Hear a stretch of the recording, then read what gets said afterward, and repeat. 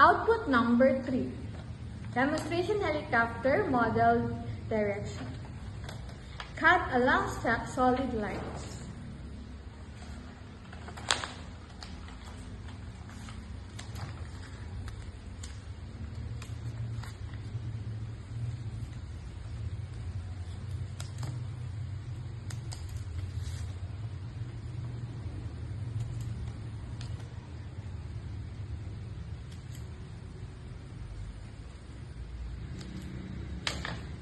Fold A towards you.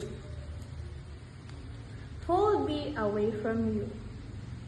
Fold B away from you. Fold C away from you. And overlap it by folding B away from you. Fold E away from you and up. Once the helicopter has been built, fold the propeller so they spin. Take off the paper clip. Change the flap of E.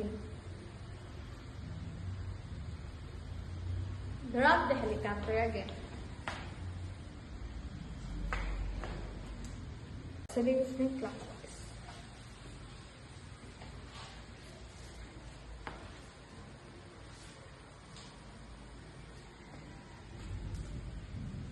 Next. Output number 3, demonstration helicopter model direction. Cut along all solid lines.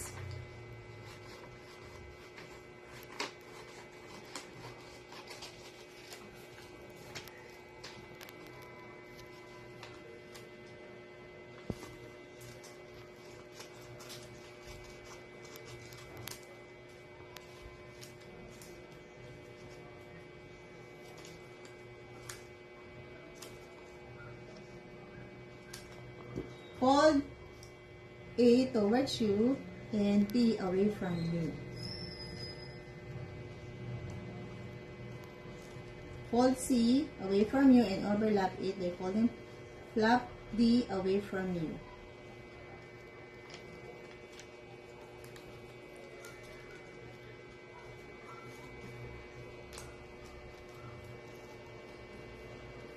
Flap E away from you and up. E and up.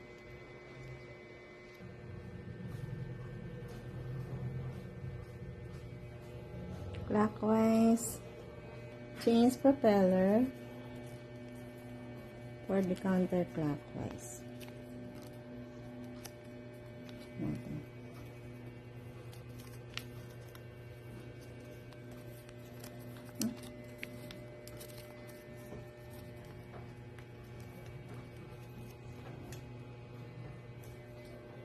Counterclockwise.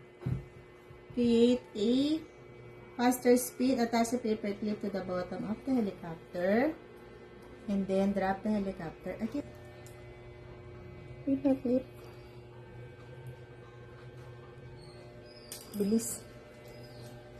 Again. Remove the pin. And drop it again.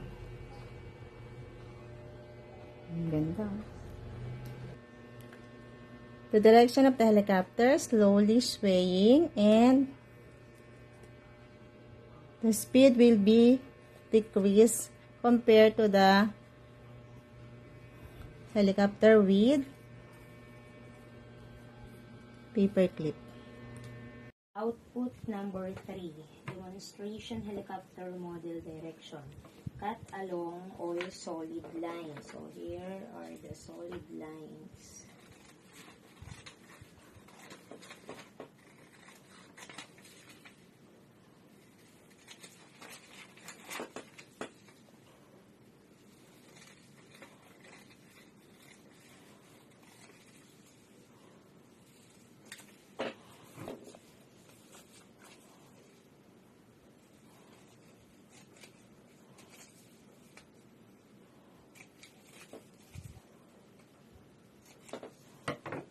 Fold A towards you.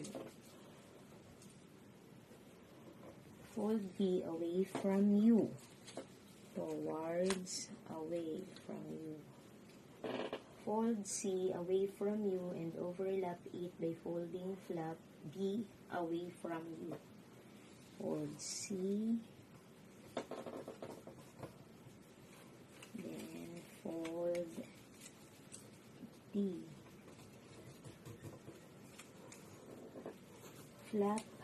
Fold flap E away from you and tap.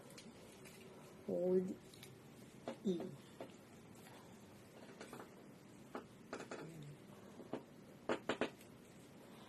Once the helicopter has been built, have the participants observe you doing the following. Okay, fold the propellers so they spin clockwise. Above method. So let's try to spin again.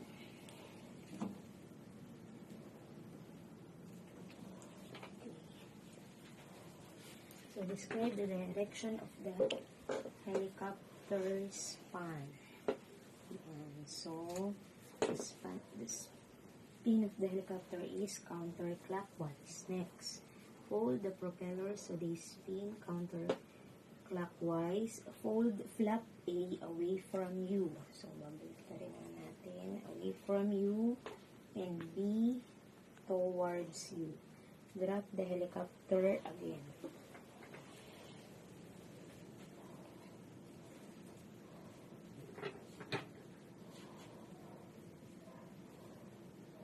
It's clockwise.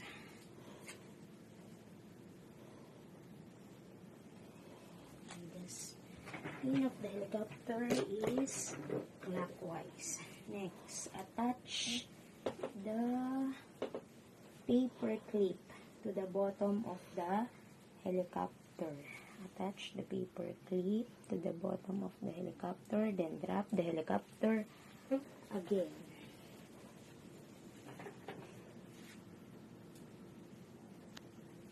Then it moves faster.